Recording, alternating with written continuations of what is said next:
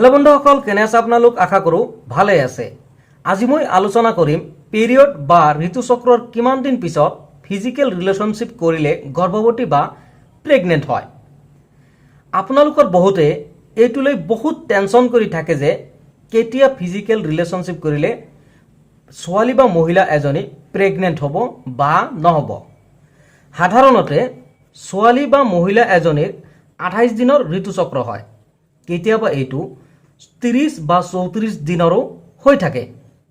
এতিয়া মই আলোচনা কৰিম সাধাৰণতে 28 দিনৰ ঋতুচক্ৰৰ বিষয়ে। এতিয়া যিসকলৰ ঋতুচক্ৰ আকৌ আপোনালোকৰ পিৰিয়ডৰ সময়ত হলনি হৈ থাকে সেইসকলে ডক্টৰৰ পৰামৰ্শ লোৱা ভাল হ'ব। ডক্টৰে যি পৰামৰ্শ দিয়ে সেইমতে আপোনালোকে ঔষধ খোৱাৰ পিছত আপোনালোকৰ ঋতুচক্ৰ আকৌ আগৰ পজিশনলৈ অহাৰ সম্ভাৱনা বহুতে বেছি থাকে।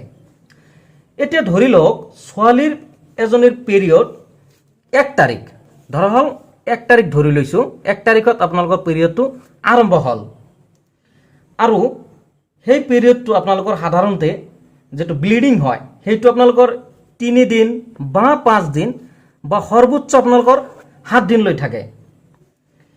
এতিয়া যিমান দিন ব্লিডিং হয় সেই সময়ত যদি ফিজিক্যাল ৰিলেশনশিপ আপোনালোকে কৰে তেন্তে গৰ্ভৱতী নহব আৰু তাৰ পিছৰ 8, 9 আৰু 10 এই 3 দিন যদি আপোনালোকে ফিজিক্যাল ৰিলেশনশিপ কৰে তেন্তে 40% সম্ভাৱনা থাকে মহিলা এজনী গৰ্ভৱতী হোৱাৰ। আৰু তাৰ পিছৰ 11ৰ পৰা 16 এই কেইদিন এই 5টা দিন যদি আপোনালোকে ফিজিক্যাল ৰিলেশনশিপ কৰে তেতিয়া আপোনালোকৰ 99% সম্ভাৱনা থাকে মহিলা এজনী গৰ্ভৱতী হোৱাৰ।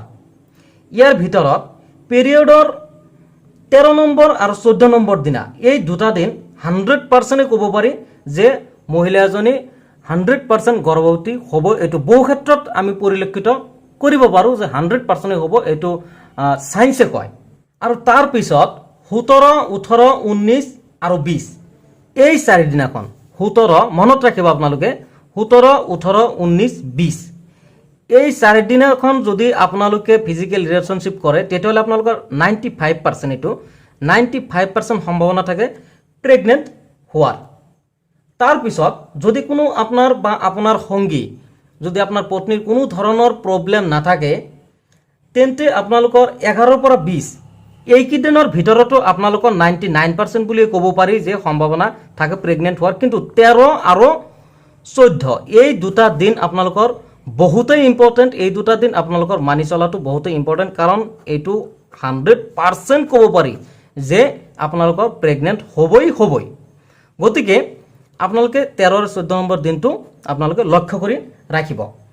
তাৰ পিছত 20 তাৰিখৰ পৰা 28 তাৰিখ এই যি সপ্তাহটো আছে, সপ্তাহ মানে আপোনালোকৰ 8 দিন সময়, এই 8 দিন যদি আপোনালোকে ফিজিক্যাল ৰিলেশনশিপ কৰে এই ক্ষেত্ৰত আপোনালোকক ক'ব পাৰি যে 99% আপোনালোকৰ কোনো ধৰণৰ সম্ভাৱনা নাই প্ৰেগনেন্ট হোৱা।